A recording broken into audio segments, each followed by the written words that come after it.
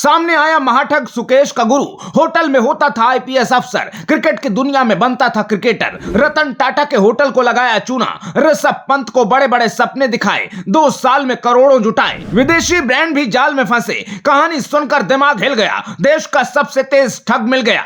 Team India में खेलने का सपना लेकर चला था, शौक के लिए शुरू किए गलत काम, अब जेल में रहने का हो गया इंतजाम। 2018 में आईपीएल की बोली लग रही थी तो एक 20 साल का लड़का इंतजार कर रहा था कि उसका नाम आएगा, उसे भी कोई 20-25 लाख रुपए में खरीद लेगा और उसे खेलने का मौका मिलेगा। लेकिन सभी टीम्स ने उसे इग्नोर कर दिया और ये बात उस खिलाड़ी के दिल पर लग गई। इस सदमे के बाद हरियाणा के उस लड़के ने क्रिकेट छोड़कर कुछ नया और कुछ बड़ा करने का मन बना लिया। लंबी रिसर्च के बाद आखिरकार उसने रास्ता निकाल लिया और क्रिकेट की दुनिया में नया बिजनेस शुरू कर दिया। दरअसल हरियाणा का मृणांक सब कुछ बहुत जल्दी हासिल करना चाहता था, क्रिकेटर और बिजनेसमैन की तरह लग्जरी लाइफ जीना चाहता था। मृणांक को ज्यादा टाइम नहीं लगा और उसने अपनी अलग दुनिया में अलग पहचान रच डाली। ताज जैसे बड़े बड़े होटल्स में लोगों से मिलने लगा, वहां मीटिंग्स रखने लगा और खुद को आईपीएस अफसर बताने लगा। कर्नाटक का वर्किंग आईपीएस बताकर फर्जी दस्तावेज देकर वो होटल में ठहरता था और फिर पैसे भी नहीं चुकाता था। इन्हीं बड़े होटल्स में वो बड़े बिजनेसमैन और सेलिब्रिटीज से मिलता था, उन्हें अपनी स्कीम बताता था। मृणांक किसी पहचान वाले के जरिए भारत के स्टार खिलाड़ी ऋषभ पंत तक पहुंच गया।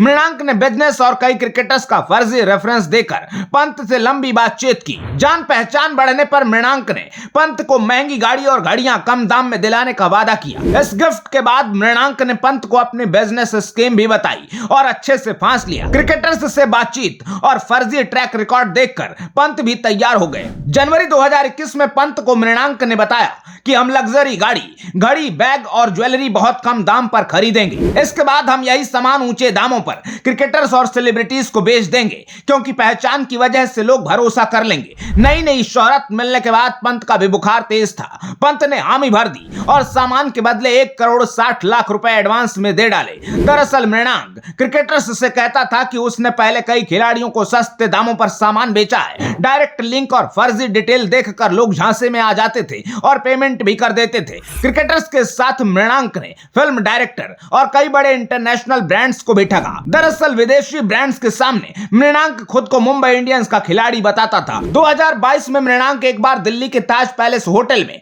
1 हफ्ते तक रुका था और फिर 6 लाख रुपए का बिल छोड़कर वहां से निकल गया। ताज के कर्मचारियों से मृणांक ने कहा कि वो क्रिकेटर है और एक ब्रांड उसके रहने का खर्च उठाएगा, जल्द पेमेंट आ जाएगा। पेमेंट की फर्जी ट्रांजैक्शन आईडी दिखाकर होटल वालों को गुमराह करके भाग गया। होटल ने बकाया बिल के लिए उससे कई बार संपर्क करने की कोशिश की, लेकिन तब तक वो नॉट रीचेबल हो गया। इसके बाद होटल ने इस घटना की जानकारी पुलिस को दी। कई मामले दर्ज होने के बाद मृणांक पुलिस के रडार पर आ गया और दिल्ली एयरपोर्ट पर पकड़ा गया। मृणांक ने हार नहीं मानी और एयरपोर्ट के अधिकारियों को भी धोखा देने की कोशिश की। मृणांक ने कई पुलिस अफसरों को फोन लगाकर कहा कि वो कर्नाटक का डीजीपी आलोक कुमार है। पुलिस अफसरों से बोला कि मैं डीजीपी आलोक कुमार हूं और मेरे बेटे मृणांक सिंह को मदद की जरूरत है। किसी गलतफहमी की वजह से मेरे बेटे मृणांक को दिल्ली एयरपोर्ट पर अवैध रूप से हिरासत में रखा गया है। ऐसी तमाम कोशिशों के बाद इस बार पुलिस के सामने उसकी चाल नाकाम रही और वो गिरफ्तार कर लिया गया। हालांकि अंतिम कोशिश में उसने पुलिस को कहा कि उसके पिता अशोक कुमार सिंह